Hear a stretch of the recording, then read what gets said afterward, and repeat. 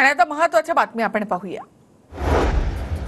पंतप्रधान मोदी उद्या पुण्याच्या दौऱ्यावर विविध विकास कामांचे उद्घाटन करणार। पुण्यामधील एसपी कॉलेजच्या मैदानावर मोदींची जाहीर सभा।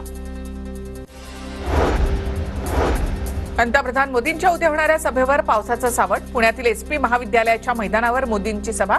सभेच्या मैदानावर पावसामुळे चिखल साचला। पंतप्रधान मोदींच्या पुणे दौऱ्याच्या पार्श्वभूमीवर बॅनरबाजी। विधानसभेसाठी इच्छुक असणाऱ्या हेमंत रासडे, धीरज घाटे, माधुरी मिसाळ, श्रीनाथ भीमाले यांचे बॅनर। पुण्यामध्ये मोदींच्या सभास्थळी आमदार धंगेकर यांचेही बॅनर। आमचं ठरलंय कसब्यात धंगेकर, नो ताई नो भाई बॅनरवर उल्लेख। निवडणूक अधिकाऱ्यांवर दबाव टाकण्यासाठी अमित शहा महाराष्ट्रामध्ये येतात। हा 10 वर्षांचा अनुभव आहे, संजय राऊतांचा आरोप।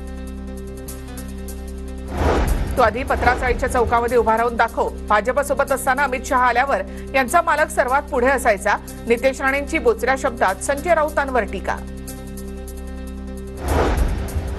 अमित शहा आले की झोप न लागल्यामुळे ठाकरे अशी विधानं करतात। उद्धव ठाकरेंच्या अमित शहांवरच्या टीकेनंतर बावनकुळेंचा हल्लाबोल। येवला मतदारसंघ आम्हाला मिळणार। महाविकास आघाडीच्या बैठकीत येवला मतदारसंघाबाबत अंतिम निर्णय होईल, जयंत पाटलांची माहिती। एक मोठा नेता आमच्या संपर्कात, घटस्थापनेच्या मुहूर्तावर सगळं स्पष्ट होईल, जयंत पाटलांचं सूचक विधान। भाजपच्या मधुकर पिचड यांनी घेतली शरद पवारांची भेट। भाजपमध्ये असलेले पिचड पितापुत्र तुतारी हातात घेण्याची शक्यता। अकोले विधानसभेची जागा शरद पवार गटाला मिळणार असल्याची चर्चा। चंद्रशेखर बावनकुळे अध्यक्ष असलेल्या संस्थेला शासकीय भूखंड। कोराडीमधील महालक्ष्मी जगदंबा संस्थानाला नवीन कॉलेज उभारण्यासाठी भूखंड। संस्था माझी नाही, मी फक्त संस्थेच्या कार्यकारिणीचा अध्यक्ष, बावनकुळेंचं स्पष्टीकरण।